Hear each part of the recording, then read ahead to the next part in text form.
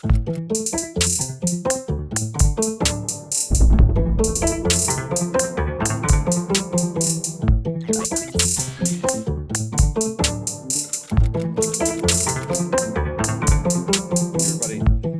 to you about something that I'm just super excited about, and I think is one of the coolest things that's going on in the market right now, which is WandaVision. And really not just WandaVision, but everything that Disney Plus is doing with WandaVision and The Mandalorian. And I don't know, I'm not going to spoil anything for you. If I don't feel like I'm going to anyway. If you are scared of spoilers, maybe you check this out in a couple weeks once you get caught up. But I'm going to really try hard not to spoil anything for you. But oh geez, guys, WandaVision is one of the coolest things that I've seen on TV in a while. I thought it was going to be hard for Disney Plus to really hit another home run after what they've done with The Mandalorian just right off the bat. I honestly wasn't super excited about WandaVision. Wanda Maximoff is a cool character, not one of my favorites, but holy smokes, is WandaVision awesome. Just what they're doing, the creativity, the experimental nature of the format, just the genre blends they have, just the chances they're taking is awesome. But today I want to talk to you about one of the coolest aspects of WandaVision and really even with The Mandalorian, and that is the connectivity that they have built between the stories. And in the transmedia super story space, we call that intertextuality. Intertextuality is just a big $10 word that just means the connectivity, the synergy between different stories. And this is what people get excited about. Those are those fan moments that we, using the wrestling term, we mark out when we see the connectivity, the interaction between the narrative. And I think that's super, super, super interesting and super fun as a creator to be able to do that. And so, with even before WandaVision, like I said, with The Mandalorian, Season 2 of The Mandalorian was fantastic, regardless of any connectivity. But what made it even more fantastic than just the execution of the show was the incorporation of other characters from other properties, how the canon really connects into itself in a really cool way. I did a podcast episode just about The Mandalorian where I was just super hype about it a few weeks ago. But when they started pulling characters from the animated series, Clone Wars, over into the live action Mandalorian, but before they did that, they had the connection between the Clone Wars animated series and Star Wars Rebels, the animated series, and then pulled that character Ahsoka Tano into the Mandalorian live action series. Now she's going to get a spin-off series, her own, for her. Then you have Bo-Katan, which is a character from the Clone Wars series, who then also went to Star Wars Rebels and now made her way into the live action Mandalorian, which is super cool. And we have characters from the original films, and spoiler alert, Boba Fett, that has now have been pulled in to The Mandalorian, and you're seeing all these different connections, which is great. And listen, like from the season 1, the first episode of The Mandalorian, every single episode is littered with Easter eggs, with what we call Easter eggs. There's little connections between different stories, and everybody loves Easter eggs, right? And if you've ever wondered how people love connections, go Google the Pixar theory, and that's the theory that all the Pixar movies are all connected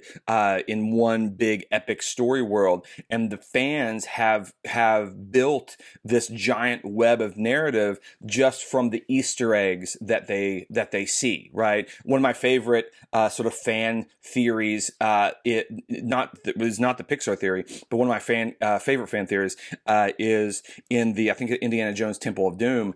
You see on the cave wall, the temple wall, you see an etching of C-3PO and R2-D2, right? Which to me is just, Steven Spielberg giving a shout out to George Lucas, his buddy, when he's doing his movie. But the fans see that as a connection of like, oh, wait a minute, hold on. Does that mean Star Wars, these Star Wars characters exist in our world somehow, right? And then when you go watch episode 1 of Star Wars, The Phantom Menace, there's the Galactic Senate scene where there's a whole pod of ETs. Right, you have all the different pods of all the aliens from different planets, and there's a whole pod full of ETs, which means ET actually exist in the Star Wars universe. That's an intertextual connection, right? But the fans they go further with it, and so for the fans, they see that intertextual connection and say, wait a minute, if ET exists in the Star Wars universe and ET also exists in our universe,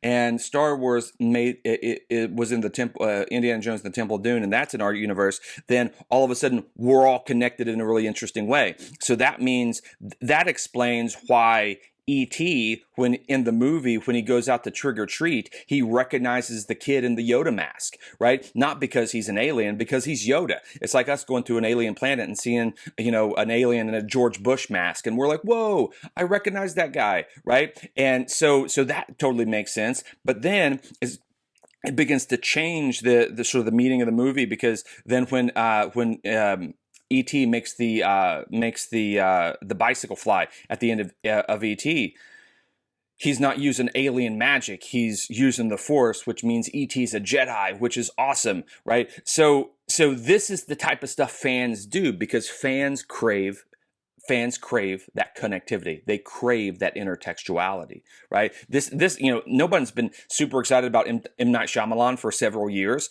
but the thing that really brought Shyamalan back was when at the end of Split, which was a solid movie, you saw Bruce Willis, which was a direct intertextual connection back to Unbreakable, right? And then they flowed those together, for Glass, and they created a little shared universe. But it's the connection that really ramped everybody back up. It's like, oh my God, M. Night Shyamalan is so awesome. We're super excited about it, right? And which credit to M. Night Shyamalan. I think that's just super, super smart.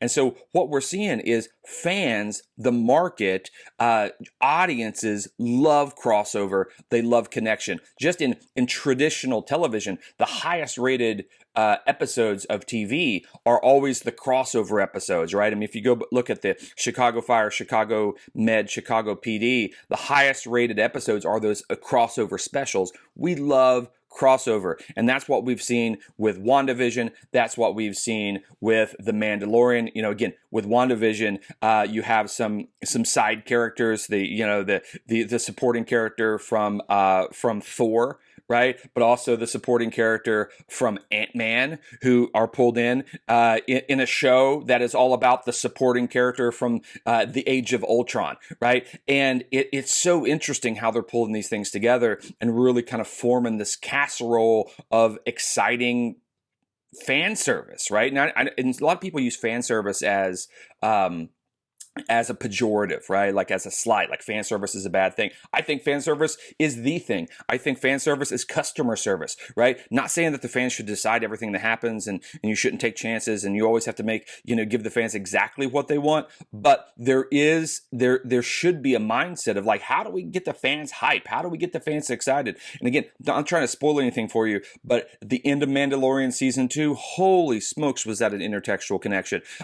With WandaVision, the end of episode 5 of the first season, WandaVision, holy smokes, what a crazy intertextual connection that was. And so these connections are a powerful thing in the market. They're a powerful thing if you study fans and fan theory and fan interaction and just what the market responds to are these intertextual connections. Now, you still have to make sure your stories stand alone. You still have to make sure that you're not forcing people to watch a zillion things just for one thing to make sense. Of course, you're not going to do that. If that's the way it is, you probably you've done poor narrative design, right? So I call that dynamic connections, right? Intertextuality is sort of a big clunky word, but dynamic connections, something that is not just dead and static. Dynamic is like a living connection between your stories, and the more dynamic connections that you create between your stories, the more synergy you're going to get, the more audience migration you're going to get from story to story, right? Because the audience is going to be more familiar with that next story if they know there's some sort of connection over there, right? So like if you're invited to a party where you don't know anybody, you're probably less likely to go, right? Than if you're invited to a party where 5 of your closest friends are, right? Or 7 people that you know from work are there, right? So the more people you know, the more familiarity you have with this other thing, just increases the likelihood of your participation. This is the same thing in entertainment. So if fans know, ooh, I know 2 or 3 or 4 of those characters over in that story, it's going to make them easier. It's going to make it easier for them to migrate, right? It's going to make it more comfortable for them. So I always encourage creators, especially if they're operating in a multi-platform format, or even if they're not, even if they're creating just a shared universe of their own stories, multiple stories, create that crossover of those dynamic connections, right? And you're going to form what I call the Rat King. Right, so in old like a Russian mythology, there's this thing called the Rat King, where there's thousands of rats that are in the sewers of Russia, and they're all crawling all over each other, and they crawl over each other to such an extent that their tails get tangled and they can't separate. And they have no recourse but to then stalk the sewer system as one giant rat made up of 1,000 different rats, right? Which is this horrifying image that parents tell their kids when they don't eat their vegetables, right? Like the Rat King's going to come to get you. And so that's the old tale. So I call it, when you create dynamic connections and create intertextuality between your stories, you're creating a Rat King. That you have a story it's its own story, and then we have another story that is its own story, right? These two things stand alone, but at the same time, if we can tangle their tails together, right, to where they are still separate stories, but they're tangled together to where now they have to operate as one. That's the balance that we want, right? In a less horrifying way. So how do we do that? How do we create that Rat King? There's just a few really super easy tactics that you can use to create that Rat King. The first and the easiest ones, I think, is character connections. Character connections. This is simply having characters cross over into different stories. It's exactly what we're seeing in WandaVision, and then it's exactly what we're seeing in The Mandalorian, where we have characters from movies showing up in the TV shows, characters from animated series showing up in live action. We're seeing characters from different things pop up in different stories, and so you see this heavily in Star Wars even before The Mandalorian, where R2-D2 is showing up in different places. Every time you have Obi-Wan Kenobi in Episode 1, in Episode 2, in Episode 3, you have Obi-Wan Kenobi in Episode 4. We have Obi-Wan Kenobi in Episode 5 and 6. We also have Obi-Wan Kenobi in Star Wars Rebels. We have Obi-Wan Kenobi in the Clone Wars. Like, we have Obi-Wan Kenobi in his own novels. We're gonna have an Obi-Wan Kenobi mini series, right? The fact that Obi-Wan Kenobi is showing up in all these different things, either as a supporting character, as a main character, as a side character, right? Those are connections, dynamic connections. When Tony Stark showed up in Spider-Man Homecoming, right? That was a direct connection back to Iron Man 1, Iron Man 2, Iron Man 3, and the Avengers movies, right? They're direct connections, dynamic connections between those stories, right? So just have characters cross over. This is one of the smartest things that I think Kevin Smith did, one of my favorite filmmakers, one of my favorite sort of nerd minds in mass market, is he created character connections in his View Askew universe. So you don't have to have a Star Wars intergalactic story. You don't have to have superheroes to create dynamic connections. Kevin Smith, his story world was New Jersey, and he just created this shared universe where Dante and Randall would cross over in these other stories, and you have side characters crossing over, and you have the sister of this one person now showing up in this other movie, and he created a shared universe out of his small independent movies, and he learned that tactic, guess what, from Marvel. So we can study Marvel, we can study Star Wars, understand the principles that they use, because in Marvel, Kevin Smith grew up reading how in Hell's Kitchen Reed Richards from the Fantastic Four knew Daredevil, who knew Spider-Man, right? Like, they all knew each other because they all lived in New York City and they all lived in Hell's Kitchen.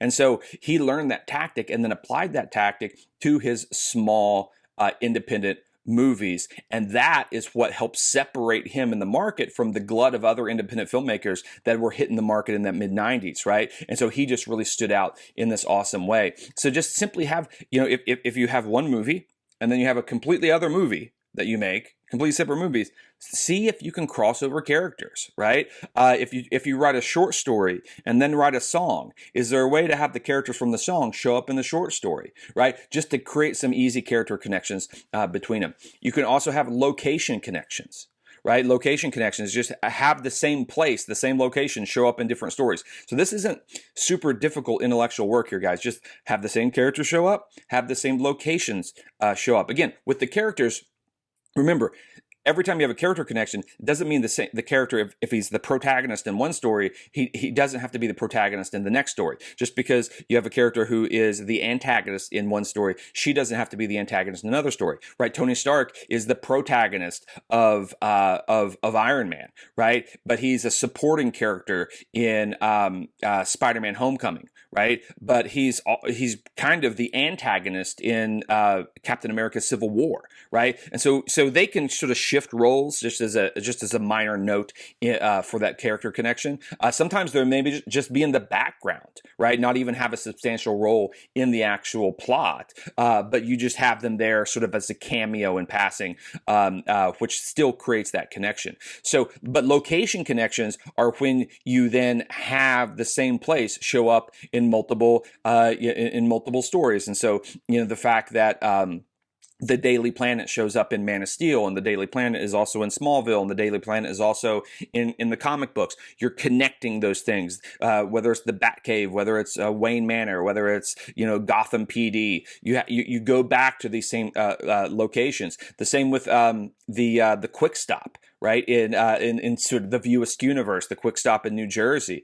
That's a location that can be shared across multiple stories, creates connectivity. So character connection, location connection, object connections, right? Super easy. Just have the same object show up in different places, right?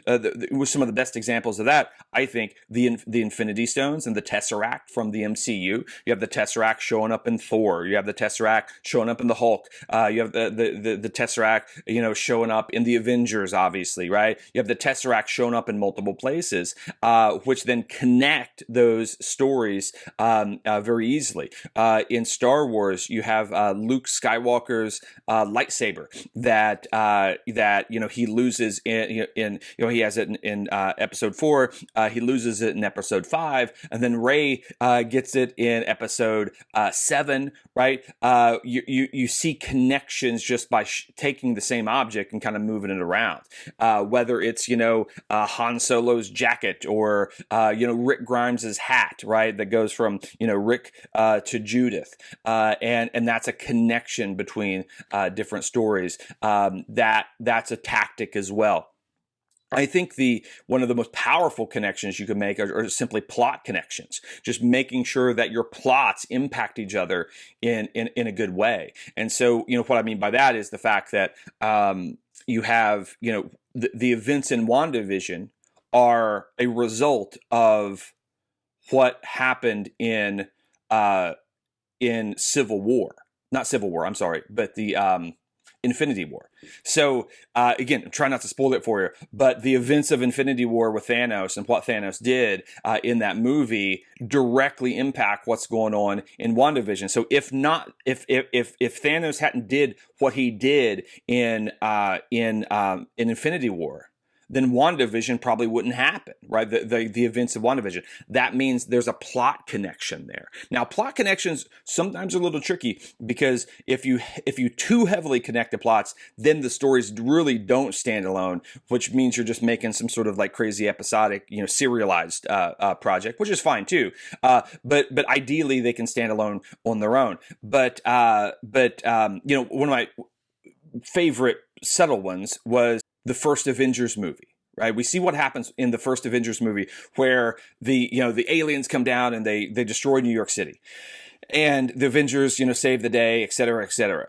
So then when you go to the Luke Cage Netflix series, right? Luke Cage is a character who has impenetrable skin. And so if you shoot him with a bullet, the bullets bounce off, right? But then you have Diamondback, who's one of the villains in Luke Cage. He shoots Luke Cage with a bullet, right? That actually pierces his skin.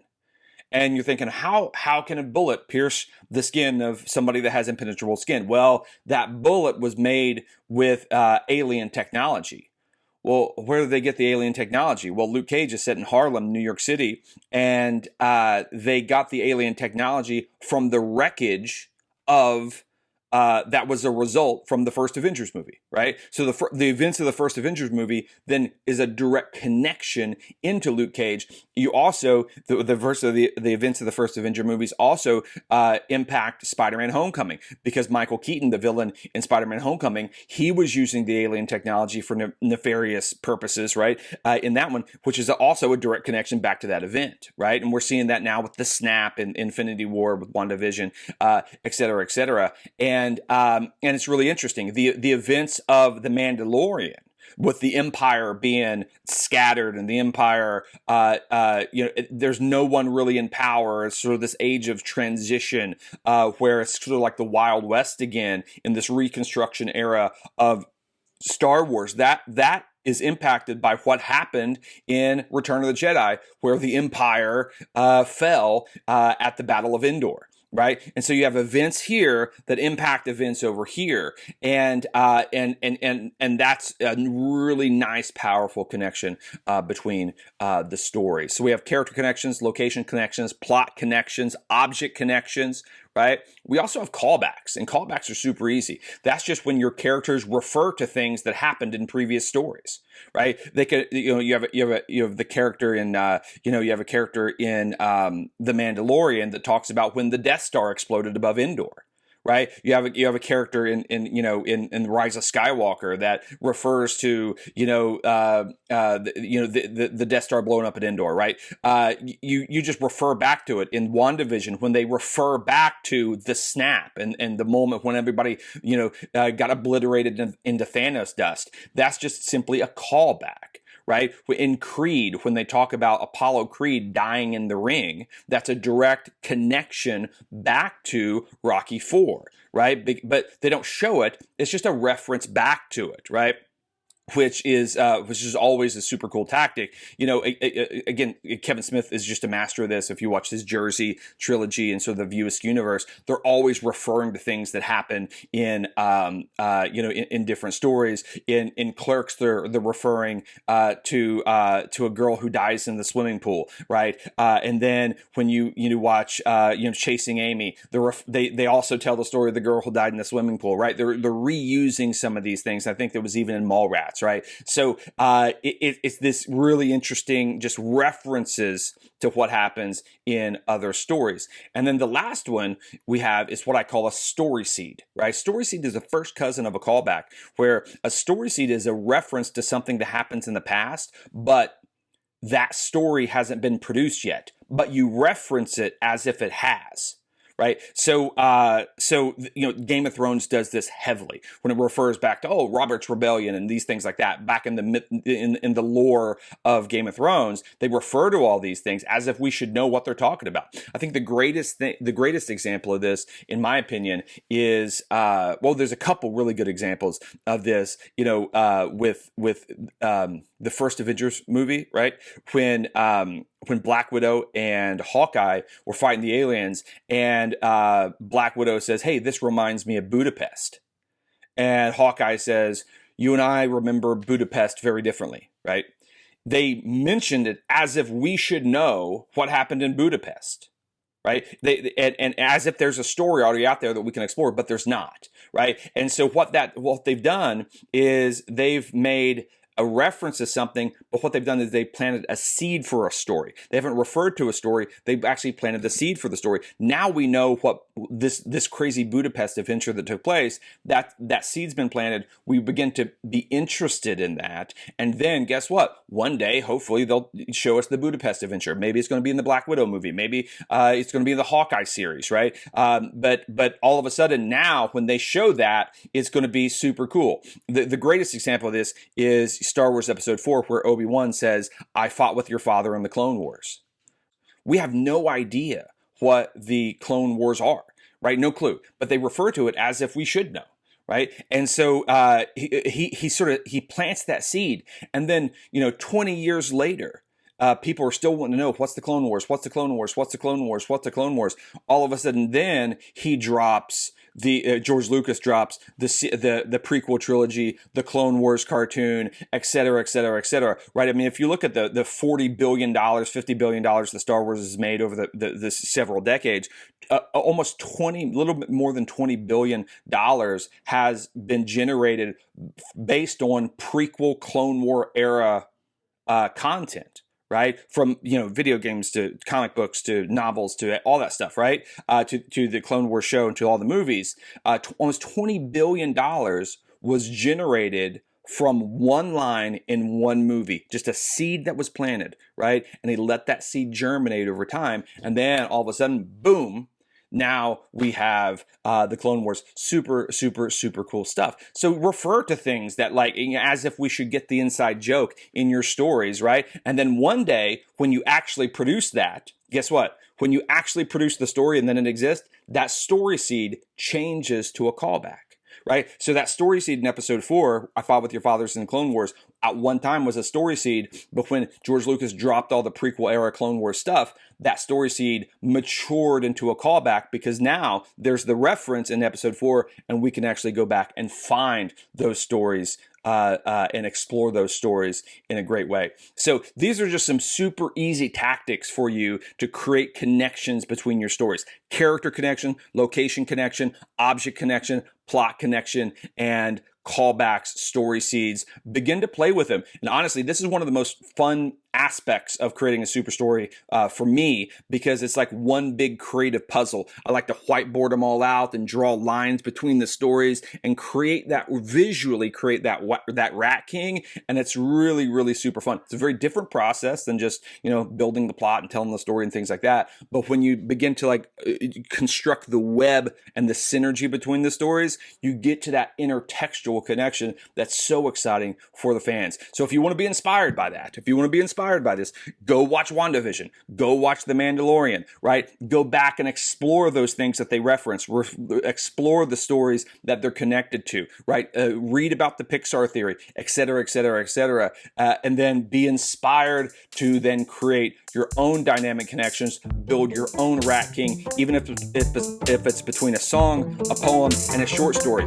Connect those things in a really interesting way. You're going to see a dramatically different result of your stories, and your fans, most of all, will appreciate it. So have fun with dynamic connections.